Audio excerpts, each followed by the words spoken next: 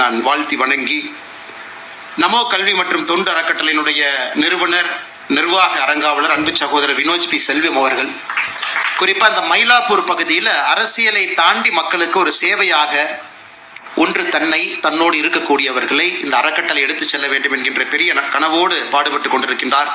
அவருக்கும் அவருடைய நமோ கல்வி மற்றும் தொண்டு அறக்கட்டளை நிறுவனத்திற்கும் என்னுடைய வாழ்த்துக்களை, வணக்கங்களை தெரிவித்துக் கொண்டு, மேடையில் இருக்கக்கூடிய வணிகர் மற்றும் கலாச்சார மேம்பாட்டு மன்றத்தினுடைய நிறுவனர், நிர்வாக அரங்காளராக கூடிய அருமை சகோதரர் சஞ்சீவி அவர்களுக்கு என்னுடைய வாழ்த்துக்களை தெரிவித்து, நமோ கல்வி மற்றும் தொண்டு அறக்கட்டளையினுடைய அரங்காவலர் அருமை சகோதரர் யுவராஜ் அவர்களுக்கு என்னுடைய வாழ்த்துக்களை தெரிவித்து, வணிக மற்றும் கலாச்சார மேம்பாட்டு மன்றத்தினுடைய அரங்காவலர் சரவணன் அவர்களுக்கு என்னுடைய வாழ்த்துக்களை தெரிவித்து, இங்கே வந்திருக்கக்கூடிய எல்லா அன்பு சொந்தங்களுக்கும் பத்திரிகை நண்பர்களுக்கும் என்னுடைய இந்த அற்புதமான நாள், இந்த மாலை நேரத்தினுடைய வணக்கத்தை தெரிவித்துக் கொள்கின்றேன்.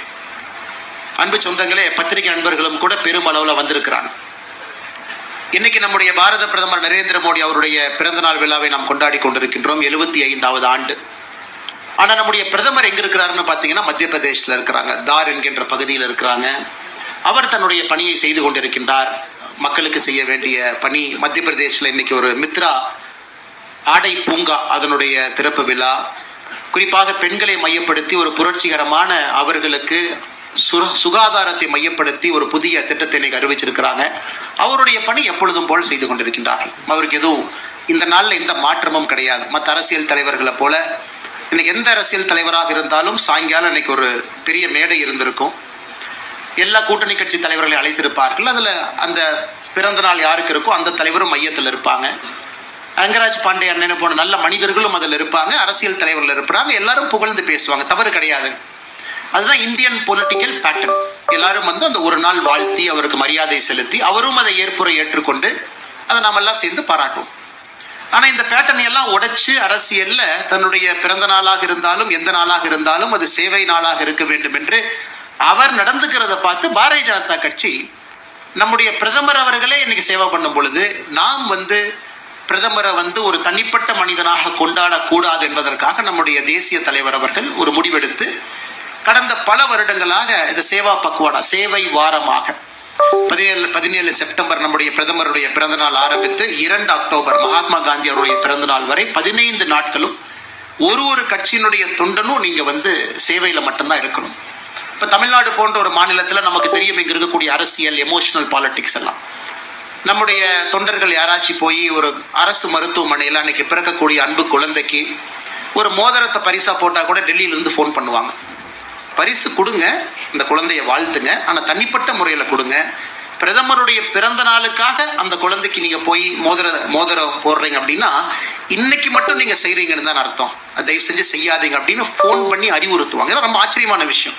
ஒரு அரசியல் கட்சி எப்படி தன்னுடைய தலைவனை பார்க்கிறது என்பதற்கு பாரதிய ஜனதா கட்சி ஒரு உதாரணம். எத்தனையோ முறை தொலைபேசியில் அழைப்பார்கள், டெல்லி அலுவலகத்திலிருந்து கூப்பிடுவாங்க, நீங்க போடுங்க, நாங்கள் வேண்டான்னு சொல்ல. அது எதுக்கு விளம்பரப்படுத்துறீங்க? அது எதுக்கு அந்த குழந்தைக்கு, அந்த பெண் குழந்தைக்கு, ஆண் குழந்தைக்கு நான் போட்டேன், போடுறது நல்ல விஷயம். அப்ப டெய்லி போடுவீங்களா? இன்னைக்கு மட்டும் போட்டுட்டு அந்த குழந்தைய மறக்கிறீங்க. உடனே நம்முடைய கட்சிக்கு அறிவுறுத்தணும், ஓகே, அதற்கு பதிலாக செல்வ மகள் சேமிப்பு திட்டத்தை எடுங்க, அந்த குழந்தைக்கு பிறந்த நாள் அன்னைக்கு நீங்க ஒரு அக்கௌண்ட் ஆரம்பிங்க, வருஷம் பிறந்த நாள் அன்னைக்கு அக்கௌண்ட் போடுங்க. ஸோ ஒரு தலைவன் தன்னுடைய பிறந்த நாள் விழாவில் தன்னை மட்டுமல்ல தன்னுடைய கட்சி எப்படி இருக்க வேண்டும் என்று நினைப்பது, கட்சியில் இருக்கக்கூடிய தொண்டர்கள் எப்படி நடந்து கொள்ள வேண்டும் என்று நினைப்பது, அதன் மூலமாக சமுதாயத்திற்கு நாம் என்ன ஒரு செய்தி சொல்லுகின்றோம், இதெல்லாம் பெரிய விஷயம். எதற்காக இன்னைக்கு நான் மேடையில் சொல்றேன்னாங்க, இது பத்திரிகை நண்பர்கள் மூலமாக தமிழக மக்களுக்கு தெரிய வேண்டும். மற்ற தலைவர்களை கொண்டாடுவது போல ஒரு ஆள் உயரத்துக்கு ஒரு கட் அவுட் வச்சு பெரிய மாலை போட்டு பால் அபிஷேகம் செய்து 2 ஆட்டை வெட்டி ரத்தத்தை மேல ஊத்தி இந்த மாதிரி எங்க தலைவரை நாம் கொண்டாடுகின்றோம். ரோட்ல மக்கள் எல்லாம் மறிச்சு பட்டாசு எதுவும் வெடிக்காம அமைதியான முறையில தொண்டர்கள் எல்லோரும் செய்து கொண்டிருக்கின்றார்கள். இன்னைக்கு பாரதிய ஜனதா கட்சியினுடைய ரத்த தான முகாம், இட்ஸ் அ வேர்ல்டு ரெக்கார்ட். இன்னைக்கு நம்ம கொடுத்திருக்கக்கூடிய யூனிட்ஸ் ஆஃப் பிளட் 2023 அது வேர்ல்டு ரெக்கார்ட். 2024 செப்டம்பர் 17, 2023 நம்ம பீட் பண்ணி 24ல வேர்ல்டு ரெக்கார்ட். இன்னைக்கு 25 இன்னைக்கு வந்திருக்கக்கூடிய தகவல் என்ன முழுமையா வரல, அதனால தான் நான் டேட்டா சொல்லிங்க. 2024 முழுவதும் பாரதிய ஜனதா கட்சி நடத்தி இருக்கக்கூடிய 2024 முழுவதும் பாரதிய ஜனதா கட்சி நடத்தி இருக்கக்கூடிய ரத்த தான முகாம்ல எவ்வளவு யூனிட் கலெக்ட் பண்ணமோ இன்னைக்கு ஒரு நாள் அந்த ரெக்கார்டை பீட் பண்றோம். அதுவும் ஒரு உலக ரெக்கார்ட். தொண்டர்கள் சத்தமே இல்லாம அவங்க பாட்டுக்கு அங்கங்க வேலை செய்து கொண்டிருக்கின்றார்கள். இந்த நேரத்தில் சகோதரர் வினோஜ் பி செல்வம் அவர்கள் இல்ல நம்ம பேசணும், ஒரு கருத்தரங்கம், இனிமையான மாலை பொழுதுல எல்லோரும் அமர்ந்து ஒரு நல்ல மனிதரை பற்றி அவரை பற்றி சில விஷயங்கள் எடுத்து சொல்லுவோம். அதன் மூலமாக யாரோ ஒரு இளைஞனுக்கு இங்கே ஒரு மாற்றம் இருக்கும், ஒரு சின்ன குழந்தைக்கு ஒரு மாற்றம் இருக்கும், பெற்றோருக்கு ஒரு மாற்றம் இருக்கும், வாக்கு செலுத்துவர்களுக்கும் கூட இதுக்கு தான் நம்ம ஓட்டு போடுறோமா அப்படிங்கிற ஒரு முழு புரிதலை கொடுக்க வேண்டும் என்பதற்காக இந்த நிகழ்வை ஏற்பாடு செய்திருக்கின்றார்கள். அதற்கு மறுபடியும் அண்ணன் ரங்கராஜ் பாண்டே அவர்கள் எவ்வளவு முக்கியத்துவம் வாய்ந்த ஒரு நிகழ்வுக்கு வந்திருக்கிறாங்க. அதாவது ஒரு அரசியல் கட்சி மேடை கிடையாது, ஆனா இருப்பவங்க அரசியல் கட்சியில் இருக்கலாம், பிடித்த கட்சியில் இருக்கலாம், ஆனா ஒரு மனிதருக்காக இந்த விழாவை நடத்த வேண்டும் என்று வந்திருக்கக்கூடிய எல்லோருக்கும் மறுபடியும் என்னுடைய வணக்கத்தை தெரிவித்துக் கொள்கிறேன். இன்னைக்கு நான் பிரதமரை பத்தி நிறைய பேசிட்டேங்க ஐயா. நான் பேசாத விஷயங்கள் இல்லை. ஒரு கட்சி தொண்டனா பிரதமர் எவ்வளவு டாய்லெட் கட்டியிருக்காங்கன்னு ஆரம்பிச்சு, எத்தனை பேருக்கு கரண்ட் கொடுத்துருக்காங்க ஆரம்பிச்சு எல்லா விஷயம் பேசிட்டோம். அதனால் இன்று காலையிலிருந்து என்னுடைய யோசனை என்ன பேசலாம், புதுசா ஏதாச்சும் பேசலாம், ஒரு வித்தியாசமான பார்வையில நம்முடைய பிரதமரை கொண்டு போய் மக்கள் முன்னாடி நிறுத்தணும். நம்முடைய மக்களுக்கு பிரதமருடைய முழு ஆற்றலை நம்மால் முடிந்த அளவுக்கு ஒரு தனிப்பட்ட மனிதனாக, கட்சியினுடைய தொண்டனாக புரிய வைப்பதற்கு முயற்சி எடுக்கணும் அப்படிங்கிறது என்னுடைய யோசனை. இன்னைக்கு நான் ஒரு 20ஆம் நூற்றாண்டு 21ஆம் நூற்றாண்டுல கான்சிக்வெண்ட் லீடர்ஸ், அதாவது ஒரு தலைவனால ஒரு தலைமுறை மாறி இருக்கு. கான்சிக்வெண்ட், ஒரு தலைவனால ஒரு நாடு மாறி இருக்கு, ஒரு தலைவனால ஒரு யுகம் மாறி இருக்கு அப்படின்னு சொல்லக்கூடிய தலைவர்களை மட்டும் தேர்ந்தெடுத்து உங்கள் முன்னால் வைக்க வேண்டும். அதுல நரேந்திர மோடி அவர்கள் எங்க இருக்கிறாங்க அப்படின்னு ஒரு தனிப்பட்ட மனிதனாக என்னுடைய பார்வையை உங்கள் முன்னால் வைக்க வேண்டும் என்பது என்னுடைய ஆசை. இன்னைக்கு நம்முடைய தாத்தா காலத்துல, அப்பா காலத்துல, நம்ம காலத்துல உலகம் முழுவதும் கடந்த 2 நூற்றாண்டுகளாக இருக்கக்கூடிய தலைவர்களை படம் பிடித்து பார்க்கும் பொழுது கண் முன்னால் சில தலைவர்கள் இருக்கிறாங்க, பெரிய தலைவர்கள், அற்புதமான தலைவர்கள். சைனால இந்த பக்கம் இருந்து அப்படி ஆரம்பிச்சு வந்தீங்கன்னா மா ஜெடோங் 1949 சைனா கம்யூனிஸ்ட் சைனாவாக மாறிய பொழுது வந்த முதல் தலைவர். 20 ஆண்டுகள் அந்த கம்யூனிஸ்ட் கட்சியினுடைய தலைவராக சைனாவுடைய தலையெழுத்தை மாற்றிய ஒரு தலைவர் மா ஜெடோங் இருக்காங்க. 80 காலகட்டத்தில் வந்து டென் சியோபாங், இன்னைக்கு இருக்கக்கூடிய சைனா, அந்த சைனாவை உருவாக்குவதற்கு வேர் போட்ட ஒரு மனிதர். 2 பேர் இருக்கிறாங்க. நம்ம இன்னைக்கு எடுத்து பிரதமர் மோடி உங்க பக்கத்துல வச்சு கம்பேர் பண்ணி பேசலாம். சிங்கப்பூர்ல லீ குவாங் யூ என்கின்ற அற்புதமான மனிதர் 1959 பிரதமரா வந்து 90 வரைக்கும் 31 ஆண்டுகள் ஒரு அரசியல் கட்சியினுடைய தலைவர், ஒரு நாட்டினுடைய பிரதமராக 31 ஆண்டுகள் லீ குவாங் யூ. அதன் பிறகு பிரதமர் ஆனதுக்கு அப்புறம் ஒரு வீட்டுக்கு போலீங்க, பிரதமர் ஆயிடுச்சு, 1990 வயசாயிருச்சு, கிளம்புங்க. 90க்கு பிறகு மறுபடியும் அமைச்சர் என்ன சொன்னார், இல்லை எனக்கு பிரதமர் ஆயிடுச்சு, வயசாயிருச்சு, ஆனால் நிறைய இளைஞர்கள் அமைச்சராக இருக்கும்போது நான் கைட் பண்ணும் இல்லையா அப்படிங்கிறக்காக சீனியர் மினிஸ்டர், அதன் பிறகு மென்டார் மினிஸ்டர், அவர் இறக்கும் வரை 2011 வரை லீ குவாங் யூ ஒரு பக்கம். இன்னைக்கு அமெரிக்காவை பத்தி நம்ம பேசுறோம். அமெரிக்காவுடைய தலைமுறையை முழுமையாக மாற்றிய FD ரூஸ்வெல்ட் 1932 அமெரிக்காவுடைய அதிபராக வந்து பதவியில் இறக்கும் வரை 1945 வரை FDR இருந்தார். இன்னைக்கு இந்த தலைவர்களை மையப்படுத்தி வின்ஸ்டன் சர்ச்சில் 1939 இருந்து 1945 எலெக்ஷன்ல ஒரு தோத்த வரைக்கும், நமக்கு சுதந்திரம் கிடைத்து எலெக்ஷன் அவங்க தோத்தாங்க. இந்த தலைவர்களுக்கு மத்தியில நம்முடைய பாரத பிரதமர் நரேந்திர மோடி அவர்கள் எதற்காக யுக புருஷன் என்பதை சொல்வதற்காக நான் முயற்சி செய்கின்றேன். இன்னைக்கு அமெரிக்கால போய் கேட்டீங்கன்னா உங்க டெமோக்ரஸியில என்ன பொலிட்டிக்கல் பார்ட்டினா they call themselves as the 6th political பார்ட்டின்னு ஒரு வார்த்தையை பயன்படுத்துவாங்க. அப்ப நமக்கு ஆச்சரியம், எங்க அமெரிக்கால 6 பொலிட்டிக்கல் பார்ட்டி இல்லையே, 2 தான் இருக்கு அப்படின்னு. டெமோக்ராட் இருக்காங்க, ரிபப்ளிகன் இருக்காங்க. அப்ப எதுக்காக 6 பொலிட்டிக்கல் பார்ட்டின்னு சொல்றாங்கன்னா, ஒரு ஜனநாயகத்துல அரசியல் கட்சிகளுடைய முகம் மாறிக்கிட்டே இருக்கும். FD ரூஸ்வெல்ட் அவங்க எலெக்ஷன் 1932 ஜெயிக்கும் பொழுது அந்த எலெக்ஷன்ல பாத்தீங்கன்னா 6 ஸ்டேட்டை தவிர 44 ஸ்டேட் அவர் ஜெயிச்சிட்டார். 6 ஸ்டேட் மட்டும் தான் ஹெர்பர்ட் ஹூவர் ஜெயிச்சார். அப்ப என்ன சொன்னாங்கன்னா, it is a very important election. ஏன்னா டெமோக்ராட் ரிபப்ளிக்கனோட பேஸே மாத்திட்டு போயிட்டார். யார் இத்தனை காலமா டெமோக்ராட்டுக்கு ஓட்டு போட்டாங்களோ, ரிபப்ளிக்கனுக்கு ஓட்டு போட்டாங்களோ, எல்லாரும் மாறி ஓட்டு போட்டாங்க. அப்ப அது 5th political change, 5th political party. அதன் பிறகு 1960 காலகட்டத்திலிருந்து அமெரிக்காவில் 6th பொலிட்டிக்கல் பார்ட்டி, மறுபடியும் டெமோக்ராட் ரிபப்ளிக்கனும் மாறிடுச்சு. டொனால்ட் ட்ரம்ப் வந்ததுக்கு அப்புறம் மறுபடியும் ரிபப்ளிக்கனுடைய பேஸை மாத்திட்டார். ஸோ ஒரு 30 ஆண்டுகள் 40 ஆண்டுகளுக்கு ஒரு முறை ஒரு நாட்டினுடைய அரசியல் தளம் மாறிவிடும். ஏன்னா தலைவன் அந்த அரசியலை மாத்திட்டு போயிடுவான். அது வரைக்கும் ஓட்டு போட்டவங்க ஒரு மாதிரி இருப்பாங்க, அதன் பிறகு ஓட்டு போடுறவங்க வேற மாதிரி இருப்பாங்க, அரசியல் மாறிடும். அதற்கு சில இந்தியால ஏன் காங்கிரஸ் கட்சி ஜெயிக்க முடியல, பொலிட்டிக்கல் பேஸ் மாறிடுச்சு, அரசியல் தன்மை மாறிவிட்டது. சுதந்திரத்தின் பொழுது காங்கிரஸ் வாஸ் a confederate, யாராக இருந்தாலும் எல்லாம் சேர்த்து வச்சுக்கிட்டாங்க. எனக்கு வந்து சோசியலிசம் வேணும், சரி நீ உட்காரு. எனக்கு கேபிட்டலிசம் வேணும், நீ உட்காரு. எனக்கு ரெண்டு வேண்டாங்க, மெர்கன்டைல்ஸ் வேணும், நீ உட்காருப்பா. ஸோ காங்கிரஸ் ஒரு கான்ஃபெடரேஷனாக இருக்கும் பொழுது ஜெயிச்சாங்க. அதுல வந்து ஜனசங்கம் வந்துச்சு, வேற வேற கட்சி. இன்னைக்கு மோடி அவர்களுடைய இந்தியால அரசியல் பேஸ் தளம் மாறிடுச்சு. இன்னைக்கு பீகார்ல என்னதான் சார் என்னதான் அவங்க தொண்டைகளையே கத்தினாலும் கூட நீங்க ரிசல்ட் வந்த பிறகு பாத்தீங்கன்னா போன தேர்தல்ல நம்ம ஜேடியு பிஜேபி சேர்ந்து எவ்வளவு ஓட்டு நம்ம வாங்கணுமோ அதை விட இன்னும் அதிகமான எம்எல்ஏக்களை பெற்று ஆட்சிக்கு வரும்.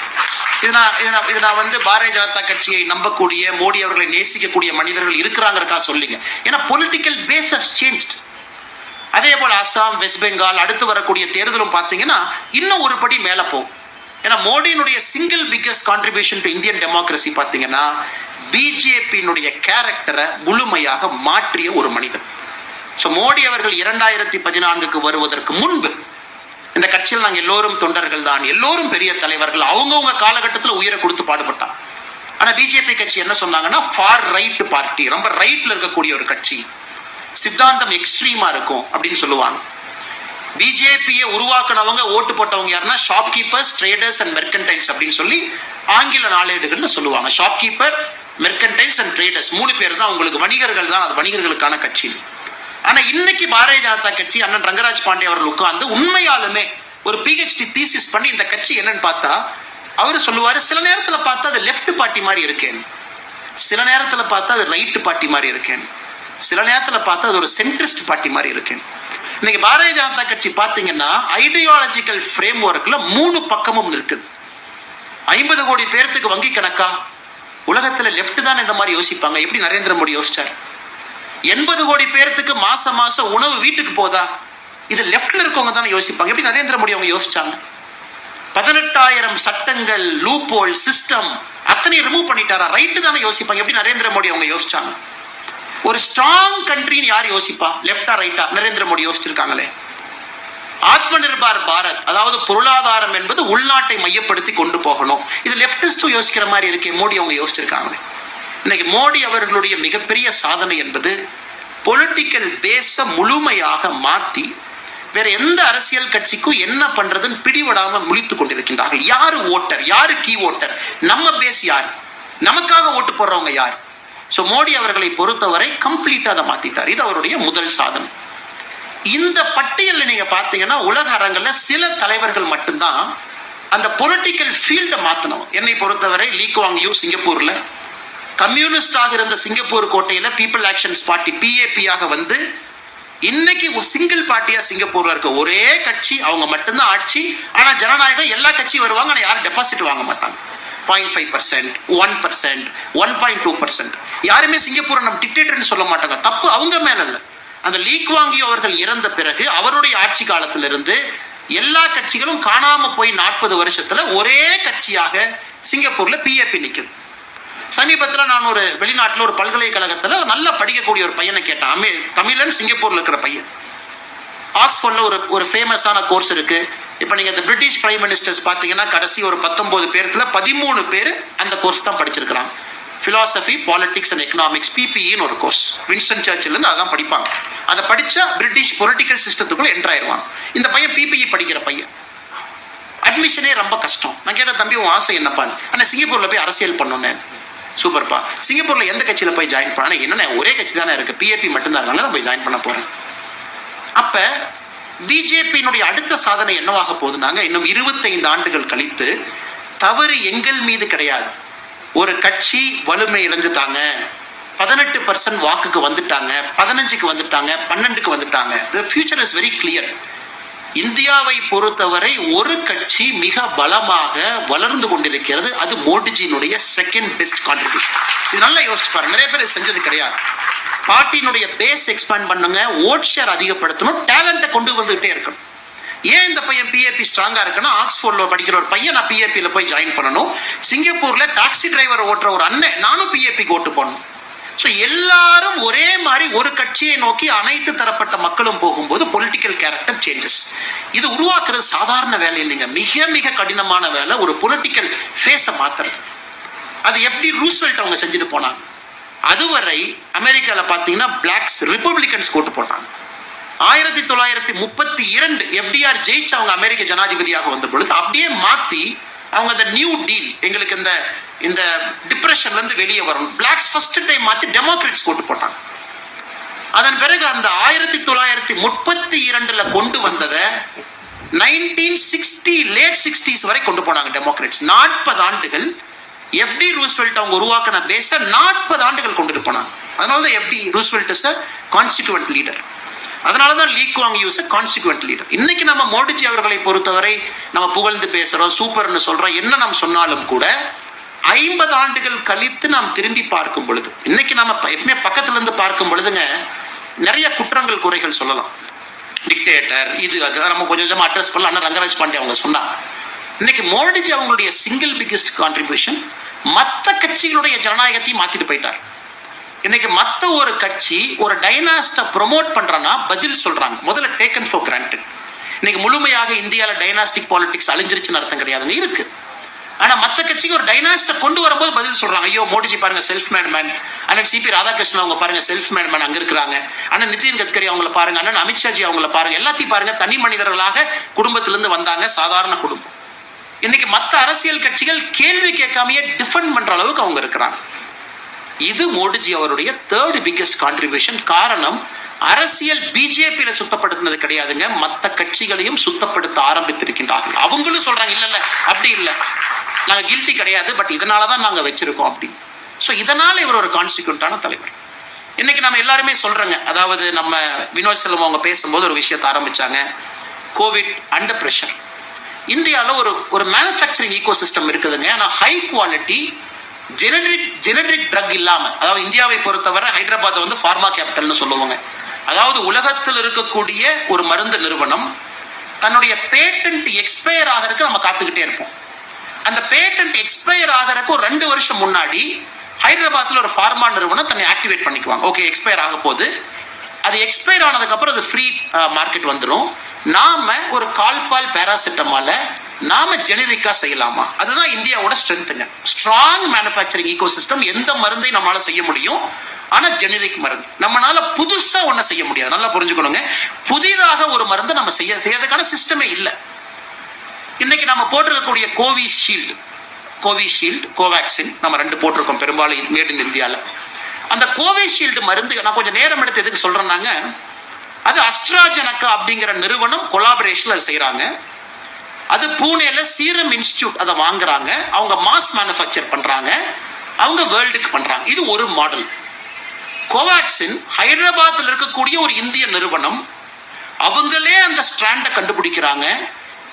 டே 0ல இருந்து உலகத்துல சிந்திச்சு உருவாக்கின ஒரு வைரஸ், அதுவும் நம்ம கிட்ட இருக்கு. ஸோ நீங்க கோவேக்சின் கோவிஷீல்டு ரெண்டுமே very different methods of excellence. ஒன்னு வந்து மாசா நாங்க அடிக்கிறோம் பாருங்க, அதையும் முடிச்சு காமிச்சார். எனக்கு ஒரு மருந்து, அந்த ஒரு மருந்தை உங்ககிட்டயும் மேனுஃபேக்சரிங் எபிலிட்டி சைனால இருக்கு, எல்லாத்துட்டும் இருக்கு. ஆனா மில்லியன் டோசஸ் அடிச்சுட்டே இருப்பேன், இந்தியாலையும் கொடுப்பேன், உலக நாடுகளுக்கு கொடுப்பேன். அது ஒரு சிஸ்டம். அந்த இந்தியாவை நீங்க பாத்துக்கங்க. ஜெனரிக் வேக்சின் இல்லாம நாங்களே made in India original vaccine எங்க லேப்ல தயாரிப்போம், கோவேக்சின் செஞ்சிருக்கோம், அதையும் பாத்துக்கங்க. இதுல ஆச்சரியம் என்னன்னாங்க, நீங்க ஆக்ஸ்போர்டு போனீங்கன்னா, நீங்க ஆக்ஸ்போர்ட் பல்கலைக்கழகத்துடைய வேக்சின் தான் கோவிஷீல்டு, அவங்க தான் அதோட உருவாக்கணும். நான் சமீபத்தில் அங்கே படிக்க போயிருந்த பொழுது இந்த இடத்துக்கு போய் லேப்ல பார்த்தேங்க, என்ன பண்றேன், ஆக்ஸ்போர்டு வேக்சின் குரூப்னு வச்சிருக்காங்க. இன்னைக்கு உலகத்தினுடைய நான் போகும் பொழுது கடந்த ஆண்டு 23 நோய்களுக்கு வேக்சின் அங்கே செஞ்சுக்கிட்டு இருக்காங்க. ஆப்பிரிக்காவில் இருக்கக்கூடிய சில நோய், அந்த நோயெல்லாம் நான் கேள்விப்பட்டது கூட கிடையாதுங்க. ஜாம்பியால மட்டும்தான் அந்த நோய் இருக்கு. ஆனா அடுத்த 10 வருஷத்துல அது பேண்டமிக்கா மாறி உலகம் முழுவதும் வரும். இப்பவே நாங்க மருந்து கண்டுபிடிக்கிறோம். அந்த மாதிரி அவங்க கண்டுபிடிச்சுக்கிட்டு இருந்த ஒரு மருந்து தான் கோவிஷீல்டு. அந்த மருந்து பாதியில இன்னொன்னுக்காக செஞ்சுட்டு இருக்காங்க. ஸோ சைனால wuhan லேப்ல வந்த உடனே WHO என்ன சொல்றாங்க, ஸ்ட்ரெயினை வெளியே கொடு, எல்லா நாட்டுகளுக்கும் நீ ஸ்ட்ரெயினை கொடு, நாங்க இதுக்கு மருந்து கண்டுபிடிக்கிறோம். ஸோ WHO ஸ்ட்ரெயினை வாங்கி உலகத்தில் இருக்கிற எல்லாத்துக்கும் கொடுக்குறாங்க, ஃப்ரீ ஸ்ட்ரெயின். இங்க பாருங்க, சைஃபர் நீங்க பாருங்க, பிக்சர் இருக்கீங்க பாருங்க, அஸ்ட்ராஜெனகா பாருங்க, அந்த ஸ்ட்ரெயினுக்கு உங்களால கண்டுபிடிக்க முடியுமான்னு பாருங்க. ஜெர்மன்ல நீங்க பாருங்க, ஆக்ஸ்போர்ட் யூனிவர்சிட்டி நீங்களே செஞ்சுட்டு இருக்கீங்களே பாருங்க. அப்ப வேற ஏதோ மருந்து செஞ்சு கொண்டிருந்த கூடிய ஆக்ஸ்போர்ட் பல்கலைக்கழகம் இந்த ஸ்ட்ரெயினை பார்த்துட்டு பாதியில வண்டியை திருப்புறாங்க. வண்டியை திருப்பும் பொழுது 70% இன்னொரு நோய்க்காக கண்டுபிடிச்ச அதே மருந்த மாலிகுலரை மாத்தி கோவிஷீல்டுக்கு வருது. உடனே ஆக்ஸ்போர்ட் என்ன சொல்றாங்க, அஸ்ட்ராஜெனகாட்ட போறாங்க. இங்க பாருங்க, நான் ஒரு பல்கலைக்கழகம் தான், எங்க ரிசர்ச்சர் பசங்க தான் இருக்காங்க, நாங்க கண்டுபிடிச்சிட்டோம். ஆனா இதை ட்ரையல் பண்றதுக்கு எங்களுக்கு 4 பில்லியன் வேணும், அஸ்ட்ராஜெனகா நீங்க வாங்க. அவங்க ஆக்ஸ்போர்டோட சேர்ந்து பிரேசில் 4 இடத்துல ட்ரையல் பண்றாங்க. ட்ரையலும் பண்ணி முடிச்சாச்சு. இப்ப மாஸ் மேனுஃபேக்சரிங் அடிக்கணும். அப்ப சீரம் இன்ஸ்டிடியூட் அப்ரோச் பண்றாங்க. அவங்க கவர்மெண்ட் வர்றாங்க. மோடிக்கு சொல்றாங்க, நோ ப்ராப்ளம். நம்ம இதை நல்லா புரிஞ்சுக்கணும். உங்ககிட்ட இன்னைக்கு மாஸ் மேனுஃபேக்சரிங் பண்றதுக்கு நீங்க எக்ஸ்ல இருக்கீங்க அப்படின்னா அது 10x பண்ணுங்க. மிச்சம் 9x நாங்க கேள்வி கேட்காம கவர்மெண்ட் ஆஃப் இந்தியா உங்களுக்கு பணம் கொடுக்கும். பில்டிங் இப்பவே கட்ட ஆரம்பிங்க, மிஷினரி இம்போர்ட் பண்ணுங்க, இப்பவே செய்ய ஆரம்பிங்க, அஸ்ட்ராஜெனகாட்ட பேசுங்க, அப்படியே வாங்க ஆரம்பிங்க. ஸோ ஒரு மனிதன் நாட்டினுடைய தலைவனாக இருக்கிறவங்க கிரைசிஸ்ல எப்படி யோசிக்கிறாங்க பாருங்க. பேனிக் கிரைசிஸ்ங்கிறது நம்மளை பேனிக் பண்ணிடுங்க. ஒரு கிரைசிஸ்ல நம்ம யார், நம்ம சின்ன ஒரு கடை வச்சிருக்கோம், நம்ம சின்ன ஒரு நிறுவனம் நடத்துறோம், நம்ம ஒரு டீச்சரா இருக்கோம், அரசியல்வாதியா இருக்கோம், கிரைசிஸ் வந்து நம்மளை பேரலைஸ் பண்ணிடும். அப்படியே பிபி எல்லாம் 160க்கு போயிடும், நம்மளால சிந்திக்க முடியாது. சில யுக புருஷன் மட்டும்தாங்க கிரைசிஸ் ஆப்பர்ச்சுனிட்டியா மாத்திரதை சிந்திப்பாங்க. இது எப்படின்னாங்க, ஒரு கிரிக்கெட் மேட்சுக்குள்ள நீங்க போகும்பொழுது 24-5 நம்ம டீம் இருக்கு. 24-5 உள்ள போகும் பொழுது இன்னும் 5 விக்கெட் தான் இருக்கு. அடுத்த பால 6 அடிச்சு பவுலரை நிலைகுலைய வச்சுட்டா எப்படி விக்கெட் எடுப்பான் அப்படின்னு யோசிக்கிறது தான் மோடி அவர்கள் கோவிட் சமயத்துல யோசிச்சோம்.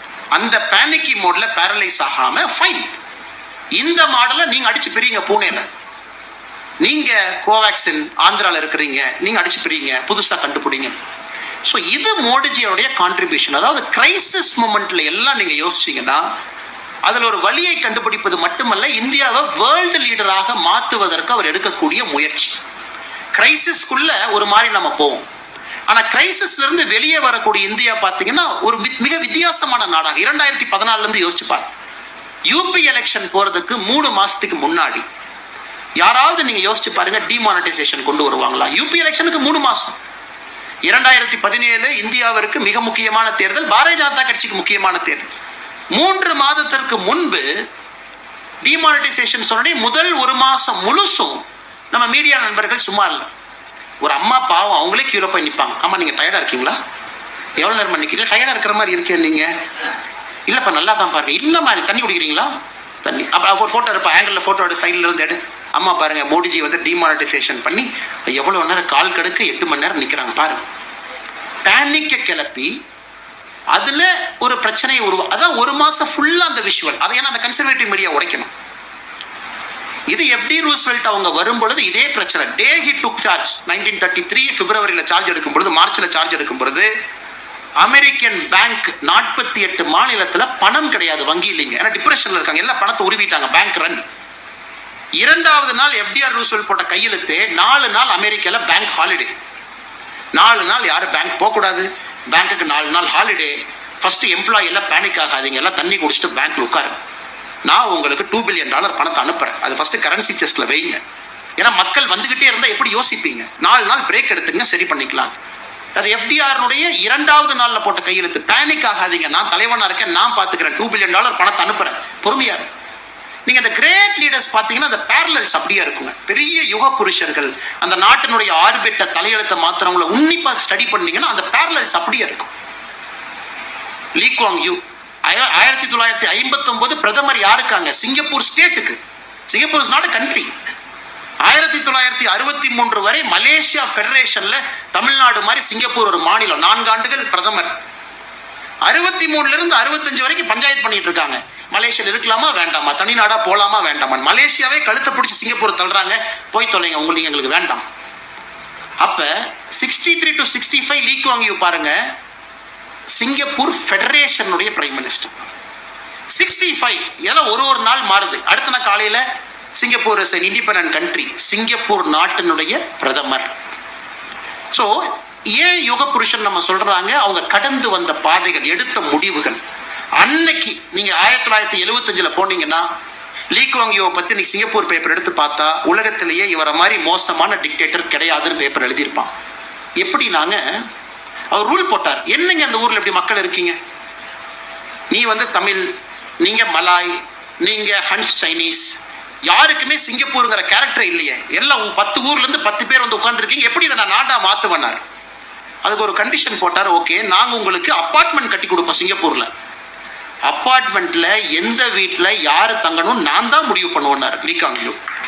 எல்லாரும் ஆச்சரியம், என்னையா அது, வீடு கட்டி கொடுத்துட்டு போ, அது என் பணத்துல தானே வீடு கட்டுற, ஓகே. அவர் சொன்னார், இந்த வீடு 1 தமிழ்காரன் நீ தங்கிக்க, வீடு நம்பர் 2 மலேசியாக்காரன் நீ தங்கிக்க, வீடு நம்பர் 3 சைனீஸ்காரன் நீ தங்கிக்க. ஸோ எந்த ஃப்ளோர்லையும் பார்த்தீங்கன்னா அந்த இனத்தை சார்ந்தவங்க ஒருத்தருக்கு மேலே இருக்க முடியாது. அப்போ எல்லாரும் யோசிச்சான், என்னடா அது, நான் தமிழில் பேசிட்டு இருக்கேன், ஹான்ஸ் சைனீஸ் அவங்க, மலாய் அவங்க. அப்போ லீகாங்கி சொன்னல, இங்கிலீஷில் பேசு, இங்கிலீஷ் தான் நம்முடைய லாங்குவேஜ், எல்லாம் இங்கிலீஷில் பேசு. ஸோ இந்த மாதிரி 1970-80 காலகட்டத்தில் தான் சிங்கப்பூர் உருவாக்குனாருங்க. இந்த மாதிரி everything by harsh. Public smoking first, smoke பண்ணாதீங்க. Second fine. Third public beating, குச்சி வச்சு அடிப்பாங்க போலீஸ்காரன். சிங்கப்பூருடைய 1970-80 காலகட்டம். இன்னைக்கு இந்தியாவில் தைரியமாக சில பேர் மோடிஜியை டிக்டேட்டருங்கிறாங்க, லீகாங்கியோட ஸ்டேட்ஸ்மேனுங்கிறாங்க. பாருங்க எப்படி அந்த காலமும் சூழ்நிலையும் அந்த அரசியல் தன்மையும் 50 ஆண்டுகள் கழித்து திருப்பி பார்க்கும் பொழுது இந்த மனுஷன் ஆபரேஷன் சிந்தூர் நல்லா நீங்க மோடிஜியை ட்ராக் பண்ணி பாருங்க. It is not a single man who made a decision. Cabinet committee on security daily சாயந்தரம் அந்த போட்டோவை நம்ம பார்ப்போம். நிர்மலா சீதாராமன் அவர்கள், அமித்ஷாஜி அவங்க, ராஜ்நாத் சிங் அவங்க, ஜெய்சங்கர் அவங்க, சிசிஎஸ்ல இருக்கக்கூடிய 5 தலைவர்கள் உட்கார்ந்து பேசுவாங்க. அந்த சிசிஎஸ் முடிஞ்சு அரை மணி நேரம் பிஎம்கிட்ட பார்த்தீங்கன்னா அடுத்த போட்டோ வரும். முப்படை தளபதிகளை கூப்பிட்டு பேசிட்டு இருப்பார், அவங்கெல்லாம் உட்காந்து பேசிட்டு இருப்பாங்க. எல்லாமே தினமும் இந்த போட்டோ பிரைம் மினிஸ்டர் போட வேண்டிய அவசியம் இல்லை. நாட்டு மக்களுக்கு ஏன் போடுறாருன்னா, பயப்படாதீங்க, எனக்கு கன் பத்தி எல்லாம் தெரியாது, எனக்கு எந்த மிசைல் நம்பர்லாம் எனக்கு தெரியாது, எனக்கு எந்த ரக வெப்பனை யூஸ் பண்ணணும்னு எனக்கு தெரியாது, தெரிஞ்சவங்களோட நான் பேசிக்கிட்டே இருக்கேன், நீங்க கவலைப்படாதீங்க மெசேஜ் நமக்கு கொடுக்குறேன். இதை விட அதனாலதான் நம்ம இந்த தலைவர்களை பொறுத்தவரை 2 வகையாக பிரிப்போம். Peace time leaders, war time leaders. War டைம்ல ஜெயிச்சவங்க பீஸ் டைம்ல தோப்பாங்க. Winston Churchill classic example. War டைம்ல ஜெயிச்சிட்டார், அதுக்கப்புறம் நடந்த தேர்தலில் தோத்தாச்சு. ஏன்னா மக்கள் ஏத்துக்கல, வார் டைம்ல ரொம்ப கொடுமைப்படுத்திட்டியா நீ, ரேஷனே கொடுக்கல, சைரன் அடிச்சா வீட்டுக்குள்ள போய் ஒளிஞ்சுக்கணும்னு ரொம்ப பண்ண நீ. ஸோ எக்ஸ்ட்ரீம் மெஷர்ஸ்ல வின்ஸ்டன் சர்ச்சில் எடுத்தார், ஏன்னா லண்டனை காப்பாற்றணும். ஆனா வார் டைம்லயும் ஜெயிச்சு பீஸ் டைம்லயும் ஜெயிச்ச ஒரு தலைவர் இஸ் a கான்ஸ்டிடியூட் தலைவர். அது மோடி அவங்கள பாரு. அதனாலதான் அந்த ஒரு நாள் போட்டோ நமக்கு நம்பிக்கை கொடுப்பதற்காக இந்த கேபினெட்ல இருக்கிற 5 பெஸ்ட் மைண்ட்ஸை கூப்பிட்டு நான் பேசினேன். பாருங்க, 6 மணி போட்டோ, 7 மணிக்கு ஆர்மி சீஃப்ல அவங்க பிரீஃப் பண்ணாங்க. சேட்டலைட் பிக்சர்ஸ் இருக்கு, இன்டெலிஜென்ஸ் இருக்கு, அவங்க சொல்றாங்க, அதுவும் கேட்டேன் பாருங்க. அதன் பிறகு எதிர்கட்சி நண்பர்கள் அவங்களெல்லாம் கூப்பிடுறாங்க. சரி, நீ பல நேரம் திட்டிட்டு இருந்தாலும் பரவாயில்ல, நல்ல யோசனை இருந்தால் நீங்களும் சொல்லுங்க, நீங்க சொல்றதையும் கேட்கிறேன். இது சரித்திரம். இதை பதிவு செய்யும் பொழுது சரித்திரத்தினுடைய பக்கத்துல ஆபரேஷன் சிந்தூர் ஜெயிச்சோம் அப்படிங்கிறது ஒரு லைனா இருந்தாலும் கூட மோடி அவர்கள் எப்படி இந்த நாட்டை நடத்தினார் என்பது 4 லைனா இருக்கும். எல்லா அப்போசிஷன் லீடர் யாரா இருந்தாலும் சொல்லுங்க, எதா இருந்தாலும் கதை சொல்லுங்க, கேட்கிறோம். அதுக்கு அமித்ஷாஜி உட்கார்ந்துருப்பார், அப்போசிஷன் லீடர் மீட்டிங் 4 முறை 5 முறை, எல்லாம் சொல்லுங்க, எல்லாரும் கேட்கிறோம். உங்கள்கிட்ட ஒரு நல்ல சொல்யூஷன் இருக்கா, கேட்கிறோம். ஸோ வார் டைம்ல எப்படி நாம நடந்துக்கிட்டோம். இதே பாகிஸ்தானுடைய பார்லிமெண்ட்ல பார்த்தீங்கன்னா பயங்கர காமெடியா இருக்கும். ஏன்னா அந்த நாட்டினுடைய டிஃபென்ஸ் மினிஸ்டர் போய் ஒரு இன்டர்வியூல ஒரே ஒரு இன்டர்வியூக்கு தான் டிஃபென்ஸ் மினிஸ்டர் அனுப்புறாங்க. ஒரே ஒரு இன்டர்வியூக்கு அந்த மனுஷன் போறாரு, ஸ்கை நியூஸ் போறாரு. ஃபர்ஸ்ட் கேள்வி கேட்கறாங்க ஆங்கர் இங்கிலீஷ்ல. ஆபரேஷன் சிந்தூர் அவங்க ஒரு பேர் வச்சுக்கிட்டாங்க, என்ன அப்படின்னு. அது இந்த அமெரிக்காக்காரனை தான் சொல்லணும். எங்க ஊர்ல எங்க நாட்டை சும்மா இருந்த நாட்டை கிளப்பி விட்டு எங்களை டெரரிஸ்ட் ஸ்டேட்டா அமெரிக்கா தானே மாத்தினா, நாங்க தானே டெரர் பண்றதுக்கு அவன் தானே சொல்லி கொடுத்தான்னு எதோ பேசிட்டார். அவன் இங்கிலீஷ்ல கேட்டு இவங்க பேசி பாகிஸ்தான் பார்லிமெண்ட்லயோ உன்னை யாரையா பேச சொன்னாரு, ராணுவ ரகசியத்துல எதுக்கு போய் இங்கிலாந்துல பேசிட்டு வந்த நீ, நம்ம டெரரிஸ்ட் ஸ்டேட்டு, நம்ம டெரர் ஆர்ம் பண்றோம், டெரர் ஃபேக்டரி நடத்துறோம், இதெல்லாம் ஓப்பனாவா சொல்லுவாங்க அப்படின்னு. அதுக்கு பாகிஸ்தான் பார்லிமெண்ட் நடக்கூடிய டிபேட்டை சைட் பை சைட் பார்த்தீங்கன்னா அந்த ஊர்ல டிபேட் இதான் நடக்குது. இந்த ஆளுக்கு இங்கிலீஷே தெரியல டிஃபென்ஸ் மினிஸ்டருக்கு, அவன் ஸ்கை ஸ்போர்ட்ஸ்ல போய் இவ்வளவா உளருவான். நம்ம எத்தனை பேர்த்த வச்சிருக்கோம். நம்ம டெரரிஸ்ட் அடுத்தோடனே பாகிஸ்தான் போடுற போட்டோ என்ன, நம்ம போடுற போட்டோ நம்முடைய 2 வீர மங்கையர்கள் அவங்க டெய்லி பிரீஃப் பண்றாங்க. ரங்கராஜ் பாண்டே அவங்க சொன்னது போல மதம் அதுல முக்கியம் இல்லைங்க, இருந்தும் அது முக்கியம். ஏன்னா நாங்கள் கிவிங் எ மெசேஜ். ஏன்னா உள்நாட்டுக்குள்ள கலவரம் வந்துடக்கூடாது, நல்லா புரிஞ்சுக்கணும். உள்நாட்டுக்குள்ள நம்ம பயங்கர ஜிங்கோயிஸ்ட் மோட்ல இருக்கும். இல்ல நம்ம பாகிஸ்தானை பிரிச்சிருவோம், இஸ்லாமிய நேஷன் அவங்க சாத்திருவோம். இங்க 2 பேர் ஒரு வெடியை கொளுத்தி ஒரு மசூதி பக்கத்துல போட்டா அது மத கலவரம். ஏன்னா எல்லாரும் ஒரே மனநிலைன்னு சொல்ல முடியாதுங்க. யாராவது ஒருவர் அந்த எமோஷனல் ஸ்டேட்ல தப்பு பண்ணுவாங்க. அதையும் யோசிச்சு ஒரு பிரஸ் பிரீஃபிங் வச்சு இந்த நாட்டுல எல்லோரும் அமைதியா இருப்பது தான் இன்னைக்கு முக்கியம். ஒரு ஸ்ட்ராங் மெசேஜ் எத்தனை பேர் செய்வாங்க யோசிச்சு பாரு. எந்த அளவுக்கு டீப்பா ஒரு நாட்டினுடைய தலைவர் யோசிக்கிறாங்க பாரு. அதனாலதான் ரங்கராஜ் பாண்டே அவர்கள் சொல்லும் பொழுது we are blessed to have Modiji in crucial moments. முக்கியமான நேரத்துல மோடி போட ஒரு தலைவர் வேலை செய்தது நாம் செய்த தவம். அதை நம்ம கண்டிப்பா ஏத்துக்கணும். அத பாகிஸ்தான் பார்த்தா அவன் போட்டோ என்ன போடுறான், டெரரிஸ்ட் இறந்த பிறகு ஆர்மிக்கார யூனிஃபார்ம்ல போய் சல்யூட் அடிச்சுட்டு இருக்கா அந்த சவப்பெட்டிக்கு. ஏன் ஆல்ரெடி நீ டெரர் ஃபேக்டரி நடத்துறேன்னு தெரியும், இதெல்லாம் ஓப்பனாவா சொல்லுவாங்க அப்படின்னு. அதுக்கு பாகிஸ்தான் பார்லிமெண்ட் நடக்கக்கூடிய டிபேட்டை சைட் பை சைட் பார்த்தீங்கன்னா அந்த ஊர்ல டிபேட் இதான் நடக்குது. இந்த ஆளுக்கு இங்கிலீஷே தெரியல டிஃபென்ஸ் மினிஸ்டருக்கு, அவன் ஸ்கை ஸ்போர்ட்ஸ்ல போய் இவ்வளவா உளருவான். நம்ம எத்தனை பேர்த்த வச்சிருக்கோம்? நம்ம டெரரிஸ்ட் அடுத்தோடனே பாகிஸ்தான் போடுற போட்டோ என்ன, நம்ம போடுற போட்டோ நம்முடைய 2 வீர மங்கையர்கள் அவங்க டெய்லி பிரீஃப் பண்றாங்க. ரங்கராஜ் பாண்டே அவங்க சொன்னது போல மதம் அதுல முக்கியம் இல்லைங்க, இருந்தும் அது முக்கியம். ஏன்னா நாங்கள் கிவிங் எ மெசேஜ். ஏன்னா உள்நாட்டுக்குள்ள கலவரம் வந்துடக்கூடாது, நல்லா புரிஞ்சுக்கணும். உள்நாட்டுக்குள்ள நம்ம பயங்கர ஜிங்கோயிஸ்ட் மோட்ல இருக்கும். இல்ல நம்ம பாகிஸ்தானை பிரிச்சிருவோம், இஸ்லாமிய நேஷன் அவங்க சாத்திருவோம். இங்க 2 பேர் ஒரு வெடியை கொளுத்தி ஒரு மசூதி பக்கத்துல போட்டா அது மத கலவரம். ஏன்னா எல்லாரும் ஒரே மனநிலைன்னு சொல்ல முடியாதுங்க. யாராவது ஒருவர் அந்த எமோஷனல் ஸ்டேட்ல தப்பு பண்ணுவாங்க. அதையும் யோசிச்சு ஒரு பிரஸ் பிரீஃபிங் வச்சு இந்த நாட்டுல எல்லோரும் அமைதியா இருப்பது தான் இன்னைக்கு முக்கியம். ஒரு ஸ்ட்ராங் மெசேஜ் எத்தனை பேர் செய்வாங்க யோசிச்சு பாரு. எந்த அளவுக்கு டீப்பா ஒரு நாட்டினுடைய தலைவர் யோசிக்கிறாங்க பாரு. அதனாலதான் ரங்கராஜ் பாண்டே அவர்கள் சொல்லும் பொழுது we are blessed to have Modiji in crucial moments. முக்கியமான நேரத்துல மோடி போட ஒரு தலைவர் வேலை செய்தது நாம் செய்த தவம். அதை நம்ம கண்டிப்பா ஏத்துக்கணும். அத பாகிஸ்தான் பார்த்தா அவன் போட்டோ என்ன போடுறான், டெரரிஸ்ட் இறந்த பிறகு ஆர்மிக்கார யூனிஃபார்ம்ல போய் சல்யூட் அடிச்சுட்டு இருக்கா அந்த சவப்பெட்டிக்கு. ஏன் ஆல்ரெடி நீ டெரர் ஃபேக்டரி நடத்துறேன்னு தெரியும். இன்னைக்கு ஜெய்சி முகமது டெப்டி கமாண்டர் ஒருத்தர் கொடுத்திருக்காரு. இந்தியா மிசைல் எப்படிங்க அடிச்சாங்க, துல்லியம் அடிச்சான் சார். நம்ம ஜெய்சி முகமது தலைவன் முகமது அவர் பேரு மசூத் அசார், அவருடைய அக்கா பாடி 2 வெட்டிட்டானுங்க சார். அப்படியே மிசைல் அடிச்சு அடியில பாடி 2 போயிடுச்சு. இன்னைக்கான கமெண்ட்ரி கொடுத்துருக்காண்டி வர்ணனை கிராஃபிக் வர்ணனை கொடுத்துட்டு இருக்கான்.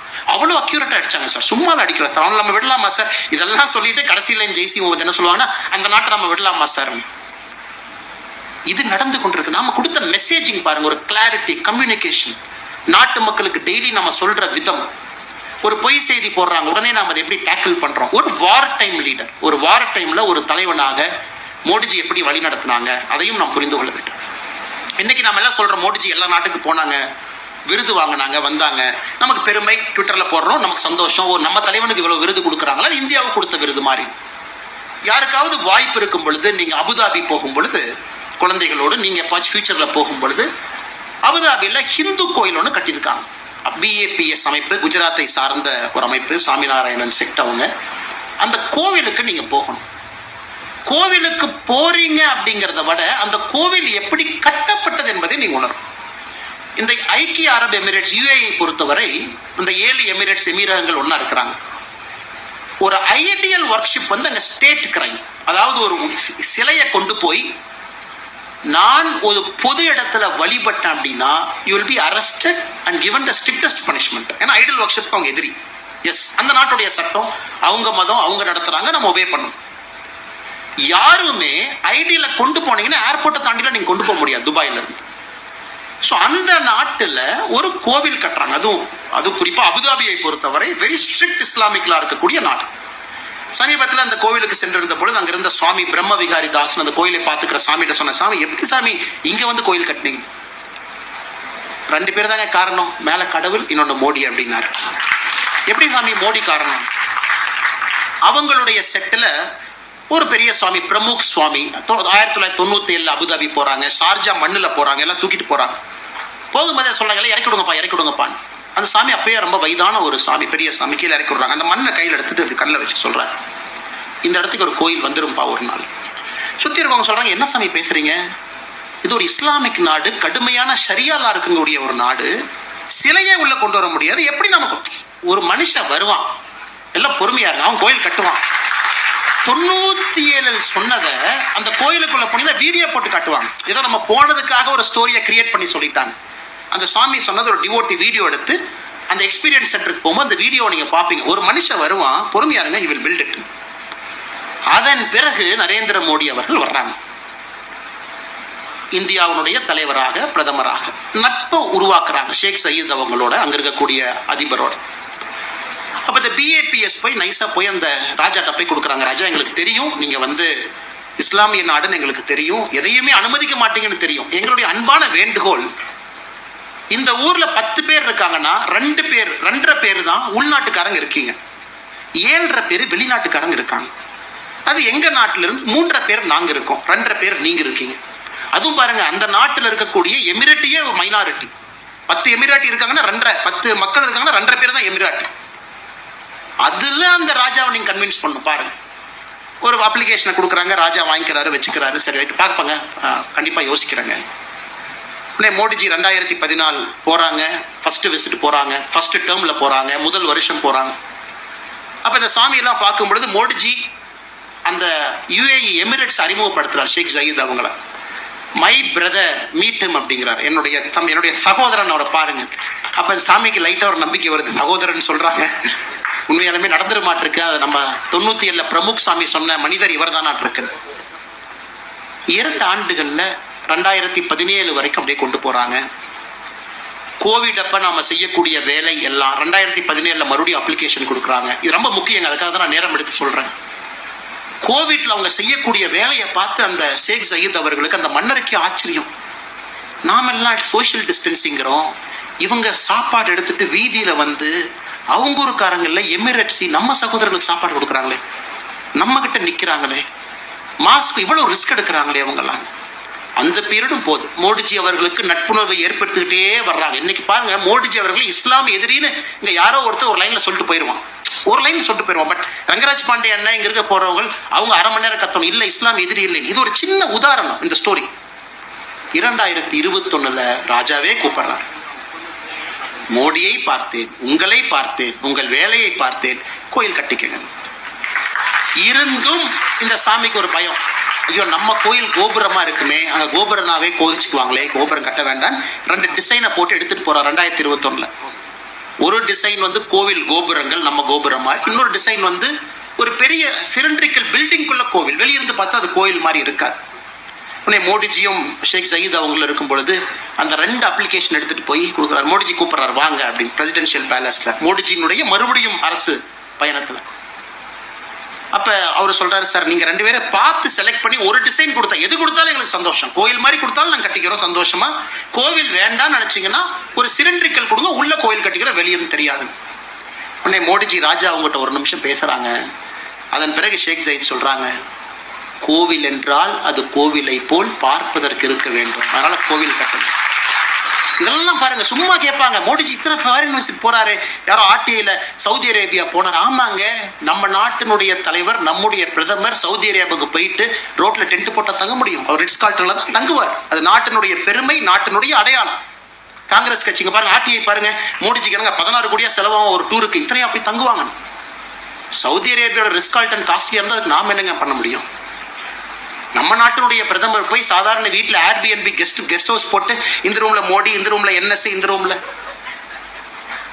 நார்த் கொரியாவுடைய தலைவர் வந்தார்னா அவருடைய டாய்லெட்டை கலெக்ட் பண்றதுக்கு கூட ஒருத்தவங்க வர்றாங்க.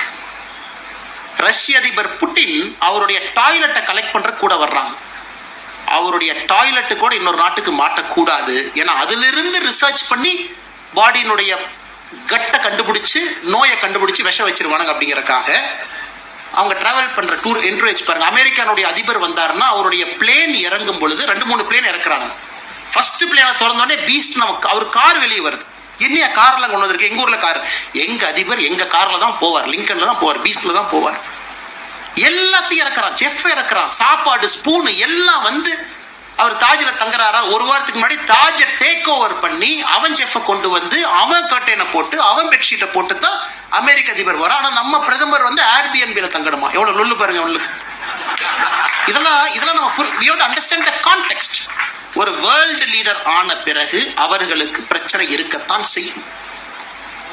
இன்னும் பாத்தீங்கன்னா அமெரிக்கா பிரசிடென்ட் ஒரு இந்தியாலேயே ஒரு ஹோட்டல்ல தங்குறாங்கன்னா அது எந்த நாடாக இருந்தாலும் அவங்க யாரும் ஒட்டு கேட்க கூடாது என்பதற்காக ஒரு பிளாங்கெட் கொண்டு வர்றாங்க, அந்த ரூமை ஃபுல்லா போர்த்திடுறாங்க. ஸோ எந்த எலக்ட்ரானிக் இன்டெலிஜென்ஸும் உள்ள வேலை செய்யக்கூடாது என்பதற்காக ஒரு பிளாங்கெட் கவருக்குள்ள தான் அவங்க மீட்டிங்கை நடத்துறாங்க. எவ்ரி திங் கம்ஸ் ஃப்ரம் தேர். அந்த லெவலுக்கு ஜியோ பாலிடிக்ஸ் போயிட்டு இருக்கு. ஆனா இங்க புரியாத தற்கொலைகள் சிலர் இதை சோசியல் மீடியாவில் ஒரு மெசேஜா போட்டுட்டு இதுல அவர்களுக்கு ஒரு உலக தலைவர் எப்படி போகணும், அதுதான் நான் நார்த் கொரியன் அதிபரையும் புட்டின் அவங்கள சொன்னேன். அவங்களுடைய பூப் எடுக்கிறதுக்கு 2 பேர் சுர்கேஸோட வர்றாங்க. சமீபத்தில் பார்த்தீங்கன்னா நார்த் கொரியன் அதிபர் எந்திரிச்சு போன பின்னாடி ஒரு அவங்களுடைய சீக்ரெட் சர்வீஸ் வந்து சேர் எல்லாம் துடைக்கிறாங்க. என்னையா சேர் எல்லாம் துடைக்கிறேன்னா, எங்க தலைவர் ஃபிங்கர் பிரிண்ட் எடுத்துட்டீங்கன்னா, எங்க தலைவர் வேர்வையை நீ எடுத்துட்டீங்கன்னா டிஎன்ஏ கண்டுபிடிச்சிருவேல்ல, அதையும் நாங்கள் விட மாட்டோம். அந்த அளவுக்கு ஒரு நாடு இன்னைக்கு இந்தியாவுக்கு தேவை. Modiji is a world leader. அவர் சப்ராசி கிடையாது, ரோட்ல இருக்கக்கூடிய யாரும் கிடையாது, வேர்ல்ட் லீடர். இதை வந்து பேசி இதனால மோடிஜி போறாம். இல்ல மோடிஜி எத்தனை சட்டை மாத்துறாரு, எத்தனை மோடிஜி என்ன நவம்பர் 26, 2008 மும்பை அட்டாக் நடந்த பொழுது ஒரே நாள் 4 சட்டையா மாத்தினார். அன்னைக்கு இருந்த சிவராஜ் பட்டேல் அவங்க இந்தியாவுடைய உள்துறை அமைச்சராக இருந்தவங்க காலையில் ஒரு சட்டை, மத்தியானம் ஒரு சட்டை. November 26, 2008 Mumbai attack press meet 4 கொடுத்திருப்பார். 4 சட்டை. இதெல்லாம் நடக்க ஒரு ஹிந்தி பட டைரக்டரும் இன்னொரு அரசியல்வாதி மகனும் தாஜுக்குள்ள போறாங்க. ஆபரேஷனே முடியல. எதுக்கே தாஜுக்கு போறீங்கன்னா, அடுத்து நடக்கக்கூடிய பட ஷூட்டிங்க்கு, டெரரிசம் ஷூட்டிங்க்கு செட்டு பார்க்க போறோம். நான் எதுவுமே மிகைப்படுத்தி சொல்லிங்க, அந்த நடிகர் இப்போ நடிச்சிட்டு இருக்காரு, நான் பேர் சொன்னா அது தவறா போயிடுறேன். அது ஒரு அரசியல் மேடை கிடையாது. இப்போ ஒரு பாப்புலர் ஆக்டர், பாப்புலர் டைரக்டர் 2 பேர் போறாங்க. ஆபரேஷனே முடியல, எல்லாம் தாஜை போய் கிரவுண்ட் ஃப்ளோர்ல சுத்தி பார்த்துட்டு இருக்காங்க. எதுக்குன்னு செட்டு போடுறக்கு ஒரு டெரர் போட்டோ நாங்க இதை அப்படியே காட்சிப்படுத்தி எடுக்க போறோம். அன்னைக்கு இருக்கக்கூடிய இந்தியாவிற்கும் இன்னைக்கு இருக்கக்கூடிய இந்தியாவுக்கும் எந்த அளவுக்கு மாற்றம். இதெல்லாம் மோடிஜி சட்டை போடுறாரு அப்படின்னு ரங்கராஜ் பாண்டியன் ரொம்ப அழகா சொன்னாங்க. இதை தாண்டி வேற இன்னும் கொஞ்சம் பெட்டரா எக்ஸ்பெக்ட் பண்றோம் வாங்க அப்படின்னு, இன்னும் கொஞ்சம் நல்லா பண்ணுங்க, இன்னும் கொஞ்சம் நல்லா நீங்க ட்ரை பண்ணுங்க அப்படின்னு. இதுலயே இன்னும் சுத்திட்டு இருக்கீங்களே, இதெல்லாம் தாண்டி வாங்க. அதனால அன்பு சொந்தங்களே, இது ஒரு சாதாரண ஒரு நிகழ்வு கிடையாது.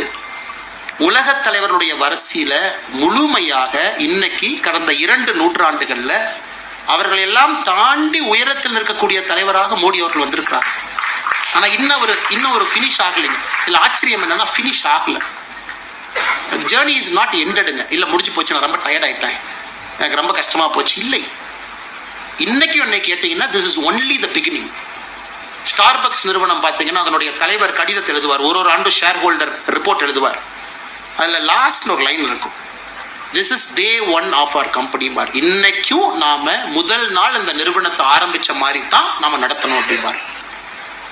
11 ஆண்டுகள் ஒருத்தர் வேலை பார்த்து, இத்தனை ஆண்டுகள் முதலமைச்சராக இருந்து, 25 ஆண்டுகள் இவ்வளவு ஸ்ட்ரெஸ்ஃபுல்லான ப்ரொஃபஷன்ல இருந்து இன்னைக்கும் டே 1 மாதிரி அதே ஃப்ரெஷ்னஸ், அதே எனர்ஜி. இன்னைக்கு நிறைய அந்த மோடி ஸ்டோரின்னு நிறைய பிரபலங்கள்லாம் போடுறாங்க. மோடி ஸ்டோரின்னு சொல்லிட்டு நிறைய போடுறாங்க. 2-3 பேர் போட்டதை பார்த்தேன். இந்த போட்டுன்னு பார்த்தீங்கன்னா, இந்த புதுசா இந்த இயர்ஃபோன்ஸ் எல்லாம் ஒரு இந்தியன் கம்பெனி இருக்கு, போட்டுன்னு. அமன் குப்தா CEO கால் எழுதியிருந்தார். எங்களெல்லாம் மோடிஜி டீம் பிரான்ஸுக்கு கூப்பிட்டாங்க, அங்கே பிஸ்னஸ் கவுன்சில் மீட்டிங் இருக்கு வாங்க, நாங்களும் போனோம். பிரான்ஸ்லயே காலையில் இறங்குனது 2 மணி 2 AM, 6 மணிலேருந்து வரிசையா மீட்டிங். ஈஃபில் டவர்ல நைட்டு 12 மணிக்கு வந்து ஃபயர் கிராக்கர் டிஸ்பிளே. அது வரைக்கும் அஃபீஷியல் என்கேஜ்மெண்ட். என்னால் முடியல. ஈஃபில் டவர்லேருந்து நேராக ரூமுக்கு வந்து தலைவலிக்குதுனால ஒரு மாத்திரையை போட்டு படுத்து தூங்கிட்டு, காலையில் பொறுமையாக ஒரு 9 மணி நேரம் செஞ்சு செல்ஃபோனை பார்த்தா மோடிஜி துபாயில் இருக்காரு. அடுத்த நிகழ்ச்சி ஷேக்கோட கைக்கு ஷேக் பண்ணிட்டு இருக்காரு. அவர் கூட தான் நாங்களும் பின்னாடியே தான் போனோம். இத்தனைக்கு நிகழ்ச்சியில் பங்கேற்றதவங்க, நாங்களாம் கூட போகிற கெஸ்ட்.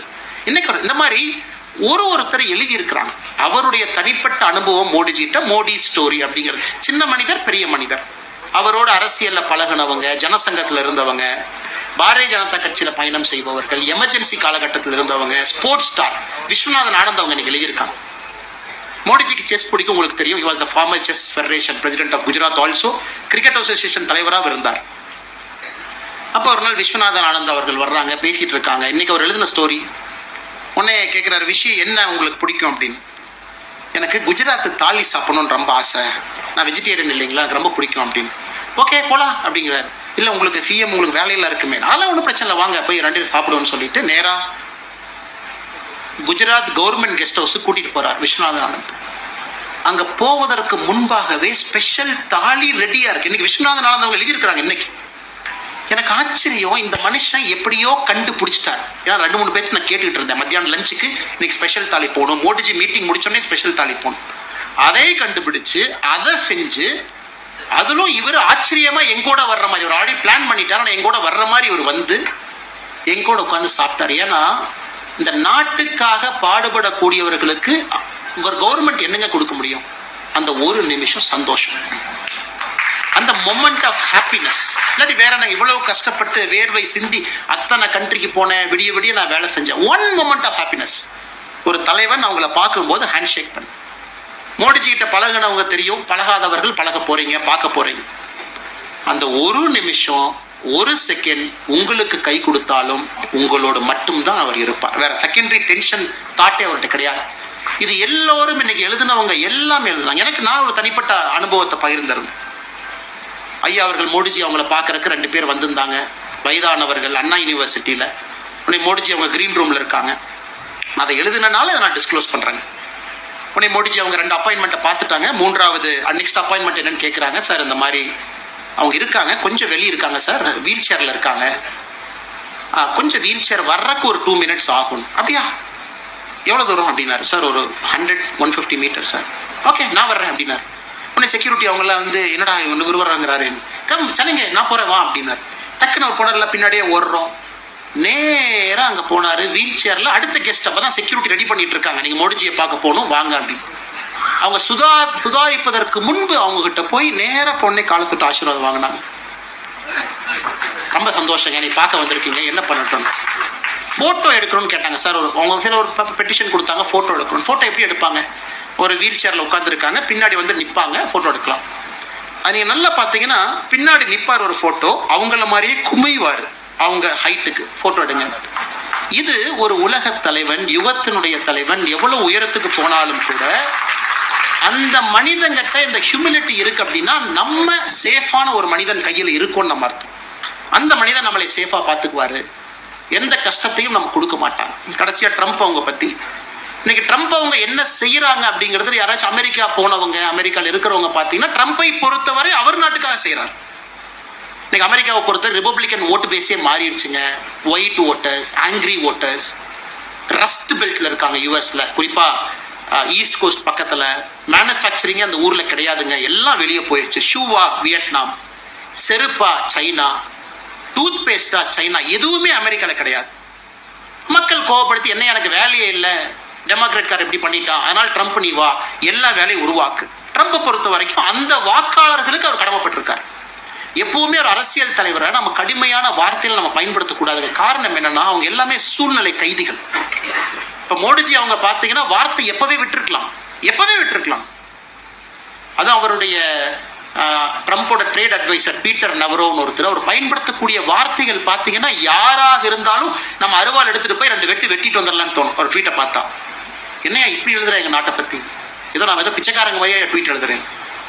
அது எவ்வளவு கூலா காமா அவரு புரிஞ்சுட்டார். ஓகே இது உங்க பேஸ், இது உங்க பிரச்சனை, ஃபைன், அதுல இருந்து நீங்க வர்றீங்க, இது ஏன் நாடு, இது என் பிரச்சனை, நான் இங்கிருந்து நான் வர்றேன், 2 பேரும் மீட் பண்ணி பேசுவோம்.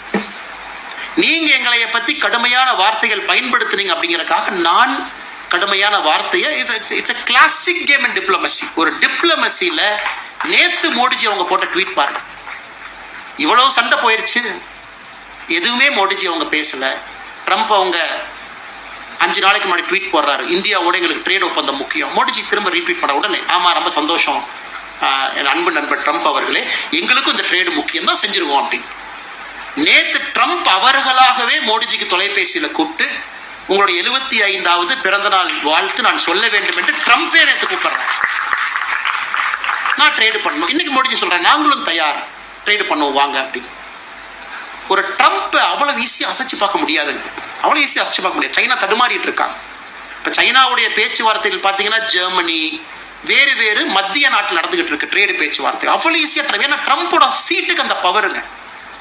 $32 trillion, இந்தியாவை விட 8 மடங்கு பொருளாதார வலிமை, 6 ஏர்கிராஃப்ட் கேரியர் எங்க வேணாலும் சுத்திக்கிட்டு இருக்கு, powerful military in the world. அவன் சிப்பை ஸ்டாப் பண்ணா அடுத்த நாள் காலையில் செல்போன் மேனுஃபேக்சர் பண்ண முடியாது. அவங்கிட்ட டெக்னாலஜி இருக்கு, வேர்ல்ட்ஸ் பெஸ்ட் கம்பெனி இருக்கு, ஏஐ இருக்கு, எல்லாம் வச்சிருக்கான். ஆனாலும் தன்மானத்தை விட்டு கொடுக்காம அமைதியாக மோடி பேசுறத பாருங்க. எல்லாம் சரண்டர். ஜப்பானுடைய பிரதமர் ரிசைன் பண்ணிட்டார் போன வரையும். நேர அக்ரிமெண்ட் ஜப்பான் போகணும், ட்ரம்போட போகணும். எப்படி அக்ரிமெண்ட் போட்டாங்க? ஜப்பானுடைய பழைய பிரதமர் ஒன்றும் பிரச்சனை வேண்டாம், நீங்கள் நானும் எல்லாம் ஓகே ரெடி பண்ணிக்கலாம், $800 பில்லியன் அமெரிக்காவில் இன்வெஸ்ட் பண்ணிடுறோம். கொஞ்சம் ட்ரேடை கொஞ்சம் பார்த்து பண்ணி கொடுங்க. இன்னைக்கு ஜப்பான்ல எப்படியா நீ போய் $800 பில்லியன் இன்வெஸ்ட் பண்ணணும் எப்படியா சொல்லலாம்? இல்லை பிரச்சனையே ரிசைன் பண்ணுற நீ விட்டுங்கப்பா, அடுத்த பிரதமர் ஒருத்த வாங்க. இந்த ட்ரம்ப்னுடைய ட்ரேடு டேரிஃப்ல உலக அரசியலை மாறிட்டு இருக்கு. UK politics has changed. நிறைய அரசியல் மாறிடுச்சு, எந்தெந்த நாடுகள் மாறிடுச்சு. சைனா குளறுபடி எப்படி உங்களை டீல் பண்ணலாம்? Vietnam is in problem. பாகிஸ்தானை பொறுத்தவரைக்கும் இங்க என்னங்க இருக்கு? ஒண்ணுமே இல்லை. ரிலையன்ஸ் இண்டஸ்ட்ரீஸ்னுடைய லூஸ் சேஞ்ச் தான் பாகிஸ்தானுடைய எக்கானமி. லூஸ் சேஞ்ச், ரிலையன்ஸ் இண்டஸ்ட்ரியினுடைய லூஸ் சேஞ்ச். ரிலையன்ஸ் நிறுவனத்தை எடுத்துக்கங்க, உலகத்தினுடைய 86வது பெரிய பொருளாதார நிறுவனம். ஒரு குவார்ட்டருக்கு 20,000 கோடி ப்ராஃபிட் பண்றாங்க. வருஷத்துக்கு 2 லட்சம் கோடி ரெவென்யூ பண்றாங்க. இந்தியாவுடைய மொத்த பட்ஜெட்ல 4% அவங்க கொடுக்குற டாக்ஸ். பாகிஸ்தான் எக்கானமியை போய் கூகுள் பண்ணி பாருங்க, அது ரிலையன்ஸ் இண்டஸ்ட்ரியினுடைய லூஸ் சேஞ்ச், அது அவ்வளவுதான். ஸோ அவன் என்ன பண்றான்? எப்பா நமக்கு என்ன வந்தாலும் லாபம் நம்மகிட்ட என்ன இருக்கு? ஒன்றும் இல்லை. நேராக அந்த ஃபீல்டு மார்ஷல் போறாரு, பாகிஸ்தானுடைய மிலிட்ரி. சார் என்ன சார் வேணும்? நோபல் பிரைஸ்க்கு நாங்கள் ரெக்கமெண்ட் பண்றோம். எதுக்கு பாகிஸ்தான் ரெக்கமெண்ட் பண்றாங்கன்னு அவங்களுக்கே தெரியல. நாங்கள் ரெக்கமெண்ட் பண்றோம். அடுத்து பாகிஸ்தானுடைய பிரைம் மினிஸ்டர் அவரு போறார். என்ன வேலை எடுத்துக்கங்க, பாகிஸ்தான்ல ஆயில் இருக்கிறத பாகிஸ்தான்காரனே நம்ப மாட்டான். இந்த இட்லிக்கு சட்னின்னு சொன்னா சட்னியை இட்லியை நம்பாது. ட்ரம்ப் சொல்றாரு பாகிஸ்தான்ல அவ்வளவு ஆயில் இருக்குன்னு. பாகிஸ்தான்காரனே முடிக்கிறான். இத்தனை ஆயில் இருந்தா நாங்க ஏன் பிச்சை எடுத்துட்டு இருக்கோம், எப்பவே முன்னேறி இருக்கோமே. அந்த கட்டுக்கதையை பாகிஸ்தான்காரனே நம்புறான். ஓ ஆயில் இருக்க மாட்டேதான் இருக்கு, இங்கேயோ சொல்றானுங்க. அப்ப உன் நாட்டுல வந்து ட்ரில் போடுற வரைக்கும் உனக்கு தெரியாது, நீ ஒரு நாட்டை நடத்திட்டு இருக்க. நீங்க நல்லா உத்து பார்க்கணும். ஜியோ பாலிட்டிக்ஸ் ரொம்ப க்ளோஸ் ஆஃப். அதுல விட்டு கொடுக்காம கனடா போறாரு. கனடாக்கார் எத்தனை அந்த பிரசிடென்ட் நம்மளை அவமானப்படுத்தினார், எதுவுமே பண்ணலையே. உலக தலைவர் எப்படி ட்ரம்ப் மோடி அவங்க இருந்தாங்க, அவமானப்படுத்திக்க ஒன்றும் பிரச்சனை இல்லை. ஆனா அடுத்த எலெக்ஷன்ல தோத்து போயிருவீங்க, நாங்க எங்க படுத்தா இருப்போம். அடுத்த எலெக்ஷன் தோத்து புது தலைவர் வந்தார். முதல்ல நட்பே இந்தியா தாயா, முதல்ல இந்தியாவுக்கு மஸ்ட் இந்தியா கூப்பிடியா பிரைம் மினிஸ்டர். அவங்களே சொன்னாங்க நாங்க எங்க அம்பாசிடர் மாத்திக்கிறோம், நீங்க நேம் சேக் ஏதோ பண்ணணும்ல. எங்க அம்பாசிடர் ஆமா எப்பவுமே ஃபர்ஸ்ட் பாத்தீங்கன்னா சமாதானத்துக்கு போகும்போது யாராச்சும் ஒருத்தரை மாத்தினா தான் சமாதான மாதிரி இருக்கும். சரி எங்க அம்பாசிடர் மாத்திரம், உங்க அம்பாசிடர் மாத்துங்க, எல்லாம் சூப்பர் சமாதானம், அப்படியே போலாம். பழைய நிலைமைக்கு இந்தியா கனடா போயிடுச்சு. அவ்வளவு குற்றச்சாட்டுகள் வச்சாங்க. இதற்கு முன்பு இருந்த அதிபர் பதவியும் இல்லை, கட்சி தலைவரும் இல்லை, எல்லாம் போச்சு. அவருக்கு இன்னைக்கு தனி மனிதனா இருக்கார். அதை எப்படி மோடிஜி டீல் பண்ணாருன்னு பாருங்க. ஒன்லி அமைதி, எதுவுமே பேசல. அங்கிருந்து ட்ரம்ப் கூப்பிடுறாரு, அப்படியே நீங்க கனடா வந்துட்டீங்க, அப்படியே அமெரிக்காவுக்கு வந்துட்டு அப்படியே போட நல்லா இருக்கும். பிஎம் சொல்றாரு சாரிங்க, நாளைக்கு ஒரிசா பீகார்ல மக்களை பார்க்கணும், டேட் கொடுத்துட்டேன், வர முடியாது, தப்பா நினைச்சுக்காதீங்க, தொலைபேசியில பேசுவோம். நேரா பிஎம் இங்க வர்றாரு. இந்தியாவில் சொல்றாருல்ல ட்ரம்ப்பை பார்த்துருக்கணும், பட் உங்களை பார்க்க வேண்டும் என்பதற்காக வந்து அது எவ்வளவு ஹிண்ட் கொடுக்கிறார். விவசாயிகளுக்கு எதுவும் நடக்க விட மாட்டேன். இன்னைக்கு நம்ம நல்லா புரிஞ்சுக்கிறோங்க ஏன் நம்ம நிக்கிறோங்க, ஏன் நம்ம எதிர்த்து நிக்கிறோம். 2 விஷயங்களுக்காக. அமெரிக்காவுடைய விவசாய பொருள் உள்ள வர ஆரம்பிச்சதுன்னா மார்க்கெட்ல காம்படிஷன் இல்லைங்க. இன்னைக்கு நீங்க விவசாயத்தை பத்தி டேட்டா பாருங்க. 2013-14 நம்முடைய விவசாயம் எக்ஸ்போர்ட் பாருங்க 22 பில்லியன். 2024-25 53 பில்லியன், 134% வளர்ந்திருக்கும். 2047 அக்ரி செக்டர் பொறுத்த வரைக்கும் 3.1 ட்ரில்லியன். அமெரிக்காவுக்கும் தெரியும். இப்பத்தாயா இந்தியா வார்ம் ஆயிருக்கிறாங்க விவசாயத்துல. இப்பதான் அவங்க வார்ம் அப் ஆகி 3rd கியரை போட்டிருக்கிறாங்க. இத்தனை நாள் அவங்க 0 கியர்ல ஓட்டிட்டு இருந்தாங்க. அதுக்கு 11 வருஷமா மோடிஜி ரெடி பண்றாரு. மண்வள அடையாள அட்டை ரைட், உங்களுக்கு எல்லாம் இன்சூரன்ஸ் ரைட், ஆர்கானிக் ஃபார்மிங், உலகம் ஃபியூச்சர்ல ஆர்கானிக் ஃபார்மிங் தான் இப்பவே தயார் பண்றாரு. Sikkim 100% organic farming. இன்னைக்கு இந்தியாவே ஆர்கானிக் ஃபார்மிங் ரெடி பண்ணிட்டு இருக்காரு. ஏன்னா மோடிஜிக்கு தெரியும் 20 ஆண்டுகள் கழிச்சு விவசாயத்துல நம்ம டாமினேட் பண்ணோம்னா எல்லாம் இந்தியாவில வந்து கை கட்டி உட்கார்ந்துருப்போம். 2047 விவசாயத்துக்கு ரெடி பண்ணிட்டு இருக்காரு. அது அமெரிக்காவுக்கும் தெரியும். சிஏஏ சும்மா லட்டு சாப்பிட்டாங்க இருக்கிறாங்க. அவர்களுக்கு தெரியும் டிஸ்டர்ப் பண்ணு. Once a country takes hold of agriculture அந்த நாட்டு தொடவே முடியாது. அந்த மாதிரி மேனுஃபேக்சரிங் மிஷின் போடலாம், டெக்னாலஜி கொண்டு வரலாம், ட்ரெயின் பண்ணலாம், செய்யலாம். விவசாயம் எப்படியா பண்ணுவேன்? அதை நோக்கி போகும்போது யுஎஸ் விவசாயத்துல தயவு செஞ்சு என்ன விவசாயத்தை எனக்கு கொடு. மோடிஜி முடியாதுங்கதா. நேற்று நம்முடைய BL சந்தோஷ் அவங்க சொன்னாங்க, பஞ்சாப்ல இருந்து ஒரு 4 விவசாயிகள் பாரதிய ஜனதா கட்சி அலுவலகம் டெல்லிக்கு வர்றாங்க. கீழே வந்து இல்லைங்க நாங்க யாராச்சும் ஒரு பெரிய தலைவர் உள்ள பார்க்கணும். அவங்கள பிஜேபி கட்சிக்காரங்களே இல்லை. அங்கிருந்து நம்ம ரிசப்ஷன்ல இருக்கவங்க எல்லாம் BL சந்தோஷ் அவங்க இருக்கிறாங்க, அவரு தான் இன்னைக்கு இருக்கிறாங்க, போய் பாருங்க தேசிய தலைவர் இல்லைன்னு. சரி BL சந்தோஷ் அவருக்கு ஆச்சுன்னா பஞ்சாப்ல இருந்து 4 விவசாயிகள் நம்மளே பார்க்கணும், கட்சிக்காரன் இல்லை ஆனா வந்து பார்க்கணுங்கிறாங்களே. நேற்று சொன்னாருங்க பிஜேபி மீட்டிங். 4 பேரும் BL சந்தோஷ்ஜி அவங்க ரூமுக்கு வர்றாங்க. வணக்கம்ங்க வணக்கம் அப்படின்னு. ஐயா நாங்கள் உங்களை பாராட்ட வந்தோங்க ஐயா, மோடிஜி எங்களால் பார்க்க முடியாதுன்னு எங்களுக்கு தெரியும், உங்கள் மூலமாக பாராட்டு மோடிஜி கொடுக்கலாம். எதுக்குங்க ஐயா அப்படின்னு கேட்குறாரு. ஐயா என்ன எதுக்குன்னு கேட்குறீங்க? விவசாயத்துக்காக ஒரு மனுஷன் ட்ரம்ப் எடுத்து நிற்கிறாரு, விவசாயி நான் பாராட்டினா யாருங்க ஐயா மோடியை பாராட்டுவேன்? ஸோ இது போன்ற நல்லவர்கள் இருக்கும் வரை மோடிஜியை அசைத்து பார்க்க முடியாது. அசைத்து பார்க்கறதெல்லாம் யோசிக்கவே முடியாது. ஏன்னா அவரை கொஞ்சம் நெருக்கமாக பார்த்தவர்கள், அவருடைய அரசியலை புரிஞ்சவங்க, வெரி டீப் திங்கருங்க. அவர் இன்னைக்கு சத்தியமா நான் சொல்றேங்க, 2034 தேர்தலை பத்தி தான் சத்தியமா யோசிப்பார். 29 யோசிக்க மாட்டார், அங்க யோசிச்சுட்டு இருப்பார். 2034 18 வயசு. அவன் இன்னைக்கு தான் 2006 தான் பிறந்திருப்பாங்க. அவன் எப்படி யோசிப்பான்? ஜென்ஜி. இன்னைக்கு நம்ம சொல்றோம் நேபாள், கடைசி ஒரு 2 நிமிஷம் முடிச்சிடுறேங்க. நேபாள் போராட்டம் ஆர்ப்பாட்டம் இன்னைக்கெல்லாம் ரிசர்ச் பண்ணிருக்கேன் நியூயார்க் டைம்ஸ். ஏன் போராட்டத்திற்கு 1 வருஷத்துக்கு முன்னாடி என்ஜிஓக்கு வந்த பணம் 130% சராசரியா உயர்ந்திருக்கு. ஒரு 4 என்ஜிஓ டார்கெட் பண்றாங்க. நீ தாண்டா பணம் உங்களுக்கு வந்துச்சு, எப்படா வந்து சொல்லு. 130% எப்படி அவங்களுக்கு பணம் வந்துச்சு சொல்லு. பங்களாதேஷ் போராட்டத்திற்கு முன்பு என்ஜிஓக்கு பணம். நம்மாலு 2018 என்ஜிஓ கதையை முடிச்சுட்டு அடுத்து போயிட்டார். அவரை எப்ப திங்கிங் பாருங்க, ஐயோ நீ என்ஜிஓ மூலமா தான் நீ வருவ. எத்தனை காலம் இந்த டகால்ட்டிய டெவலப்பிங் நேஷன், குளோபல் சவுத் நேஷன்ல என்ஜிஓ வச்சா நீங்க டகால்ட்டி பண்ணிட்டு இருக்கீங்க. 2018 ஃபெரால கிளியர் பண்ணிட்டு போயிடுச்சு. இப்ப இனி 1 ரூபா கொண்டு வந்தாலும் ஸ்டேட் பேங்க் ஆஃப் இந்தியாவில் அக்கௌண்ட் ஆரம்பிக்கணும். அது கனாட் பிளேஸ்ல தான் ஆரம்பிக்கணும். ஆனால் எதிர்கட்சி நண்பர்கள் யாராவது நேபாள், பங்களாதேஷ்ல இந்தியாவில் நடக்கும்னு நினைச்சு பார்த்தீங்கன்னா அதெல்லாம் 5 வருஷத்துக்கு முன்னாடி யோசிச்சு 10 வருஷத்துல செயல்படுத்தி பிரதமராக அதை செஞ்சுட்டு இருக்காரு. நீங்க இப்ப யோசிக்கிறீங்க ராஜா, ஒரு 10 வருஷம் முன்னாடி யோசிச்சுட்டாரு. எதிர்கட்சி நண்பர் உங்களுக்கு இல்லைங்க, எதிர்கட்சி நண்பர்கள். இன்னைக்கு இந்தியாவில் ஒரு என்ஜிஓ $1 பெற வேண்டும் என்றால் ஸ்டேட் பேங்க் ஆஃப் இந்தியா வங்கியா இருக்கணும், கனாட் பிளேஸ்ல அது இருக்கணும், ஒரே ஒரு வங்கியா இருக்கணும். அதுக்குள்ள மட்டும்தான் $1 வரும். யாராவது சொல்லுவாங்க இல்லைங்களா, தம்பி லட்டுல வச்ச நினைச்சியா, நான் நட்டுல வச்சேன் அப்படிம்பாங்க. அதனால இந்த அளவுக்கு டீப் திங்கராக இருக்கக்கூடிய மோடியை அசைச்சு பார்த்துட முடியுங்களா?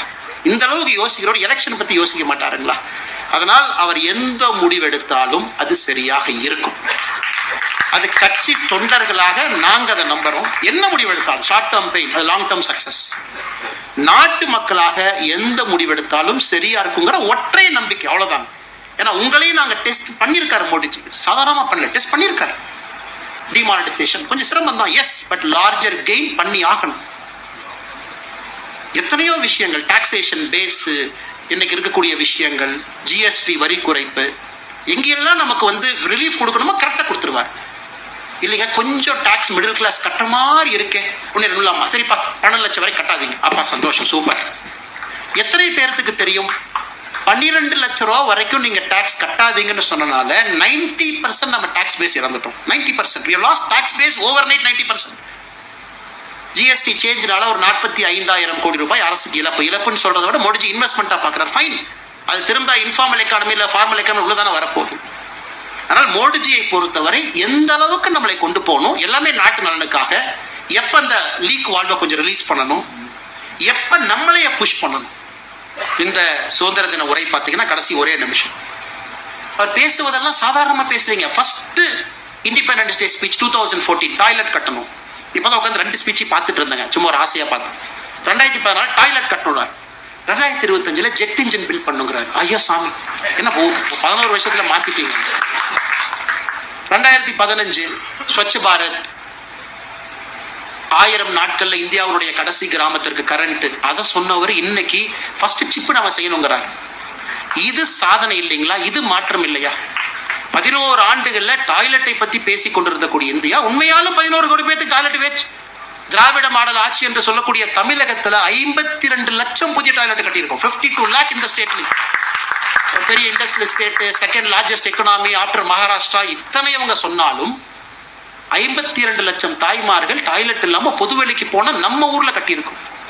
ஆனா இன்னைக்கு சிப்பாக, அதை செமிகண்டக்டராக, அதை நம்ம ஜெட் இன்ஜினாக, ஒரு டெவலப்மெண்டாக, பொருளாதாரமாக நம்மளை பேச வைத்திருக்கின்றார் என்றால் சாதாரண வேலை இல்லை.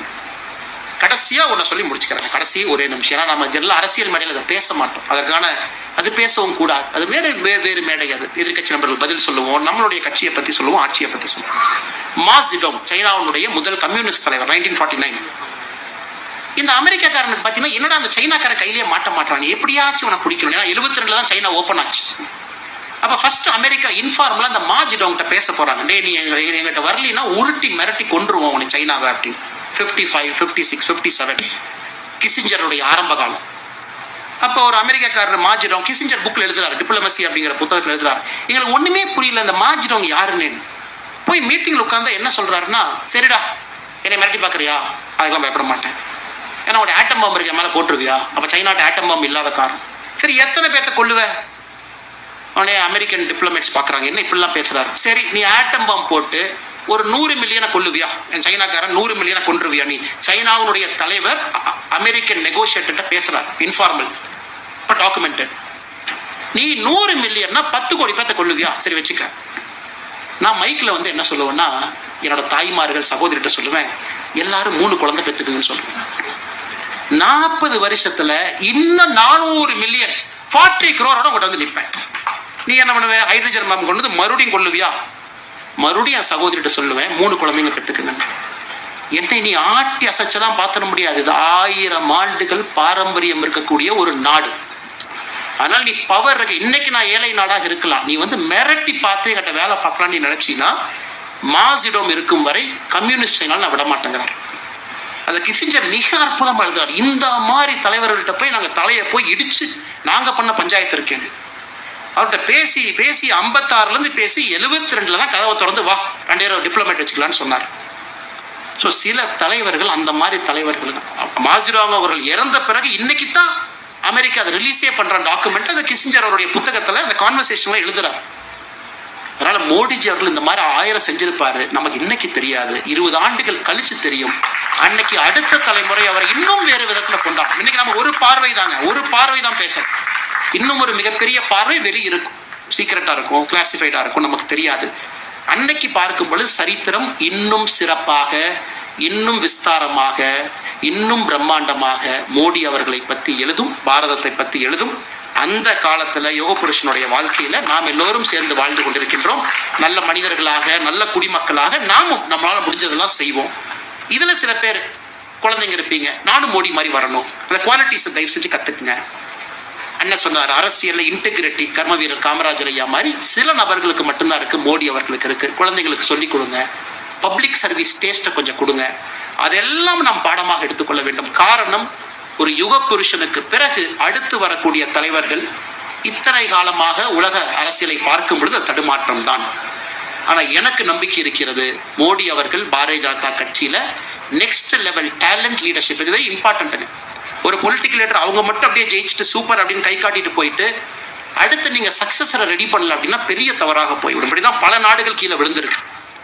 என்னை பொறுத்தவரை Modiji's greatest achievement will be அவர் சக்சஸரை அவரோட பெட்டராக இருக்க வேண்டும் என்று இப்பவே உருவாக்க ஆரம்பிச்சிருப்பார். அது மோடிஜியினுடைய சிந்தனை. அது நாம் நாட்டு மக்கள் பொறுத்தவரை தைரியமா சந்தோஷமா இருக்கலாம். we have a good leadership pipeline. நான் நாட்டை எடுத்து செல்வதற்காக சாயங்கால நேரத்துல இனிமையான மாலை பொழுதுல மிகச் சிறப்பான இந்த விழாவிற்கு வந்திருக்கக்கூடிய எல்லா அன்பு பொதுமக்களுக்கும் பத்திரிகை நண்பர்களுக்கும் மறுபடியும் என்னுடைய வணக்கத்தை தெரிவித்துக் கொள்கின்றேன்.